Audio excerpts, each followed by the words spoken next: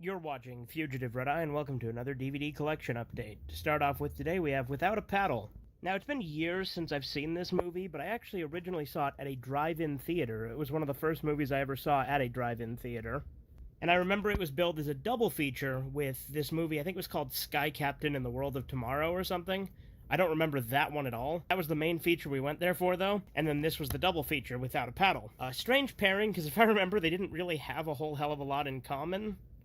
But yeah, it's a fun movie. I liked it. It's definitely not a movie that's particularly well regarded, but it's kind of nostalgic for me, so I wanted to watch it again. And it was $1 at a pawn shop. And here we have The Cabin in the Woods. I love this movie. I watched it with my friend last year, I think. It was either late last year or early this year. But yeah, this is a very fun horror comedy where this group of teenagers / college students or whatever the hell they're supposed to be go to a cabin in the woods. And then it turns out that cabin in the woods is like this thing where they make horror movies, sort of, like real horror movies, where they like make monsters and like slasher villains and stuff go after them. And then record it to like do this sacrifice to appease these evil gods that'll like destroy the world if they don't. But yeah, it makes fun of the genre. The slipcase has one of those things that change as you move it, which, hey, that's kind of a spoiler to show all that, but I already kind of spoiled some of the premise here.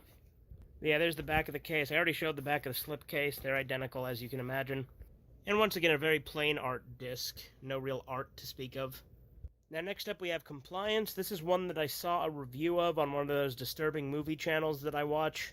And this is apparently based on a real thing that happened, where this guy posed as a cop for a McDonald's in the real story, although it's a fictionalized fast food restaurant here. And he had the employees there do all this stuff to supposedly stop a thief, like strip search this girl and make her do like nude jumping jacks to knock any change loose and a bunch of other stuff. And it ended up getting really dark with what ended up happening, so this is a movie adaptation of it. But there's the disc itself. Alright, now here we have some of Uwe Boll's movies, the Rampage trilogy. Now this was kind of a blind buy when I bought it. If you don't know who Uwe Boll is, he's this director that does a lot of bad movies. He's done a lot of video game adaptations, which is what he's more well known for, but I actually think he makes more original stuff than he does game adaptations. Watch this trilogy. The first one's pretty fun. I enjoyed it quite a bit. It's just a movie where this guy goes on a shooting spree. There's not a whole lot of depth or motivation really established in the first one, other than he has like one brief conversation with his friend where he mentions that 70 million people are born every year or something to that effect, and it ends with him talking about like population control. But then with the second and third one, I still had fun watching them as kind of dumb action movies. Like they're fun, like crime thriller movies, right? But like they're really bad with their messaging, especially in the two sequels. Because number one, the messaging doesn't make sense and constantly contradicts itself. Because they try to make the killer into like a anti-hero in these movies. Like if you look right here, it even calls him a violent anti-hero, which doesn't make any fucking sense if you've actually seen the movies. Literally the first movie is him just killing a bunch of people with no real rhyme or reason to who he lets live and who he kills. But they try to make him into like a hero in the second and third one, and try to say that he's going up against like a global elite, even though he's just killing like regular everyday people. And then like he starts saying a bunch of shit that's like different ideals that kind of contradict each other. It doesn't make a whole lot of sense. And they shoehorn in a lot of stuff where they get a lot of facts wrong with the stuff he's saying. But yeah, they're all on one disc. It's not a very believable trilogy of movies, but I had fun with them as kind of dumb action thrillers. Especially the first one. I actually liked the first one quite a bit. The sequels are okay. They're not the greatest. I'll probably rewatch them at some point, but I think the messaging is stupid and I don't know. Next up, we have a CD set. This is the hexagonal phase of the Hitchhiker's Guide to the Galaxy radio series. So this is the 6th phase, and the first one to not have Douglas Adams be involved in any way. This is that one that I ordered on Amazon and then had to find out how to talk on Amazon to the people there because the messaging system sucks dick. But the seller was really cool. They really went out of their way to send it to me really quickly, so I don't blame them at all for it. I think it might have been a post office issue.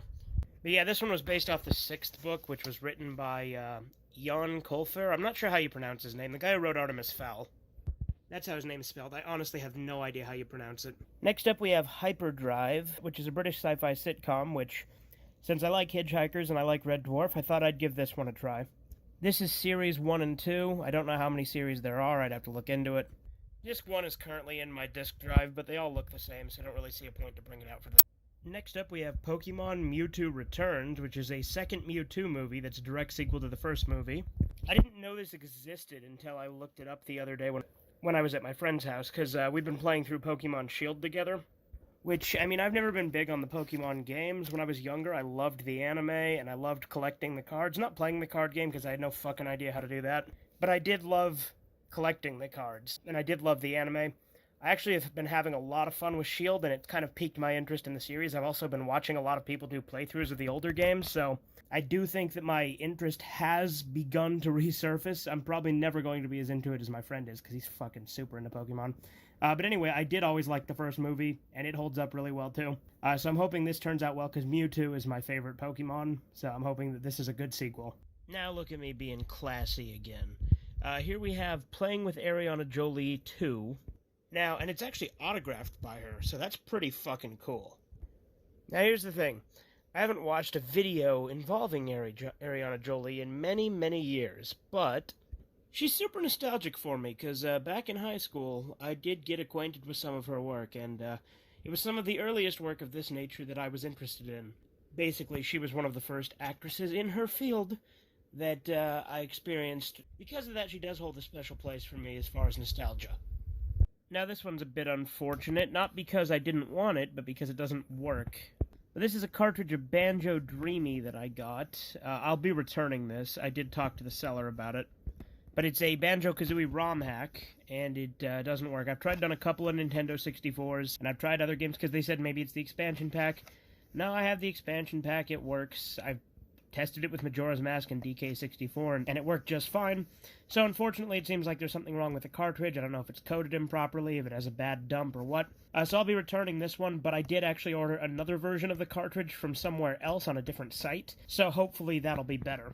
Next up, we have Douglas Adams' Dirk Gently's Holistic Detective Agency, which is a radio series similar to the Hitchhiker's Guide to the Galaxy. It's definitely not as good as the Hitchhiker's Guide to the Galaxy, but I did enjoy it quite a bit as well. It's definitely got a lot of that Douglas Adams absurdist style, where it's just kind of weird and over the top, but it was fun. I might buy the second series. They did do a second radio series, and then the third one, the radio series never got made, but they did do an audiobook.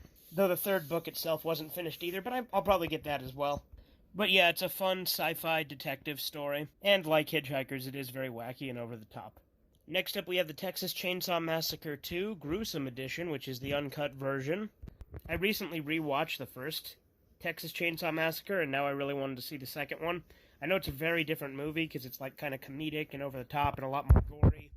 But it is the same writer, director, and to finish off, we have my friend Bootman Bill's collection update with Higurashi Go, which is the new series of Higurashi, the first season of it. The second season of it's called Higurashi Sotsu. This is the Malaysian bootleg release. I personally will not be buying the official release because Funimation has the license and I don't buy Funimation because I don't support Funimation. I have, however, been watching this series on Hulu with my friend, and it's been really good, actually. It's a lot gorier than the original series. They actually show a lot more of the gore. Hopefully this DVD itself is uncut, because a lot of the times with these Malaysian ones, they are censored. As is tradition with these Malaysian bootleggers, there is extra spaces for discs because they don't have any quality control and they just have a bunch of generic cases. And much like the Terraformers set, this folds out and has art inside as well. Curry sauce all over your anus. Delish.